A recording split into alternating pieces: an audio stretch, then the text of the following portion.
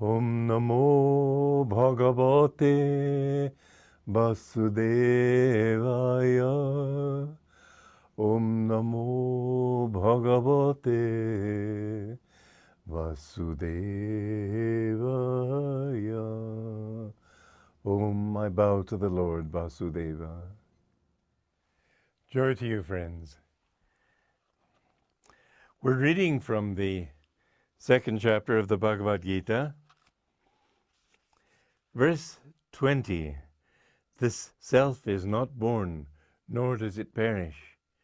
Self-existent, it continues its existence forever.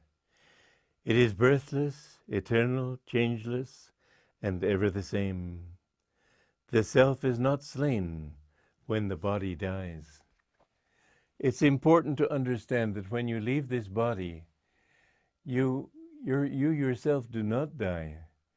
It doesn't matter what you believe. Most or many people, especially if they've been listening to scientists, scientists are human beings. I've been amazed at how blind they can be. When Velikovsky came up with his theory about the formation of Venus from the red eye in Jupiter, scientists, I don't think he was right, he probably wasn't, but scientists boycotted any publisher that would publish his books. Why should they be? I mean, they did book burning in the days of Savonarola. Should scientists be that way too? They're supposed to be objective, but they're human beings. And human beings tend to be dogmatic and bigoted, no matter what their claim to broad-mindedness is. I remember my father insisting they'll never be able to go to the moon. I never talked to him after they did go to the moon, but that was just a part of his blindness. He was a geologist, and his reality was under the earth. We find that in death, you have to think of death as your final exam. How you have lived your life is what you will find after you die, after you leave this body. The consciousness continues. There is no way, if matter cannot be destroyed, but it can be transmuted into energy, then how can consciousness be destroyed? People think that consciousness is the result of activity in the brain. No, it's consciousness that makes the brain possible. Descartes said, "I think, therefore I am." But that's not true. You can be without thought and still be aware of being. And the more you think, the less aware you are. Whereas if you are very calm, you can see things very clearly. So Descartes, like many scientists, barked up the wrong tree, and I don't say, therefore, science is all wet. That's not true. If they found wonderful truths, but don't make a shrine of it, because every few years they change their minds about something, whereas these truths in the Bhagavad Gita, taught thousands of years ago, they're still true today. There isn't any saint or master or yogi who has ever realized God, who's ever said, well, I disagree with so-and-so. They may have disagreed with people's interpretations. That's another thing. Buddha came to correct the karmakand of the Vedas, where people were thinking that only by ceremonies to purify themselves. He said, you've got to do the work yourself. He didn't even want to talk about God, as a result of which his followers decided there is no God. It's always the followers who make these mistakes. So Shankaracharya had to come along and say that there is a God, but he doesn't have a form. He's not Lakshmi or Krishna or any of those forms, Shiva, Vishnu, etc. He is Satchidananda, ever existing, ever conscious, ever new bliss. And so he said, everything else is a dream. And so his followers said, well, nothing exists because it's a dream. But my guru pointed out that even in dreams, if, as I said the other day, if you hurt your head in a dream, your dream head will hurt. So the dream has reality on its own level too. And your death has reality, at least to your consciousness of this physical body. Just think of it. It's a very good thing to meditate on. I encourage people to meditate on death. Many people don't want to. They're afraid of it. But sooner or later, you're going to have to leave everything.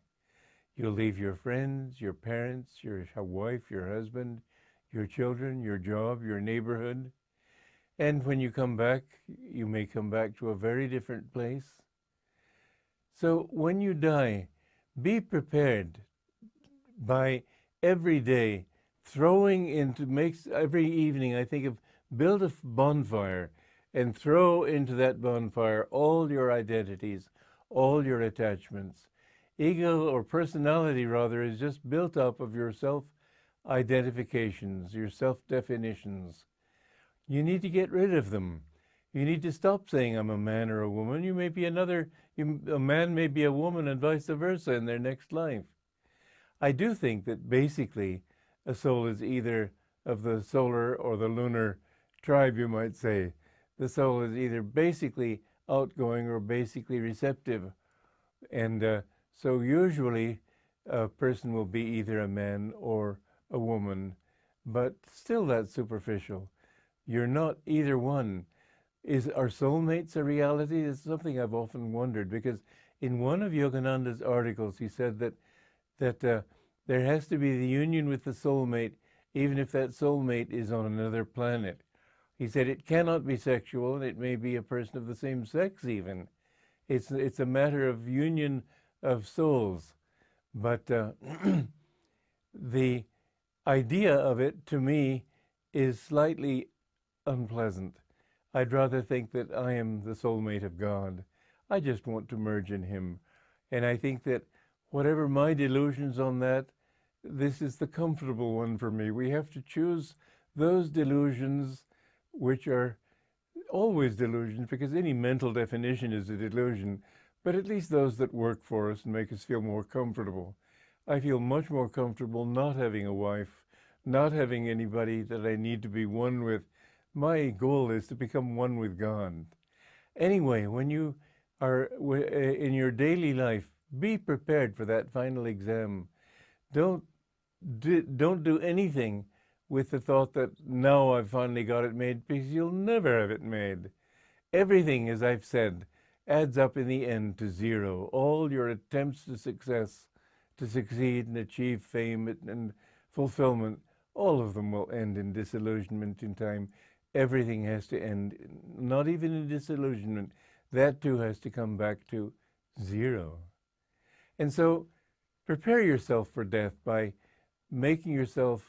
casting away all attachments from your heart and doing the right thing, because the wrong actions will stick to you like burrs, and you will have to pay for them sooner or later. But if you can always act doing everything for God, feel that I am only trying to please him and only trying to do what is right and true, then you will be acting rightly. So in this war of Kurukshetra, Arjuna is advised to fight the wrong tendencies in his own nature. This is the goal of the whole battle, and is what you should strive to accomplish in your life. Joy to you.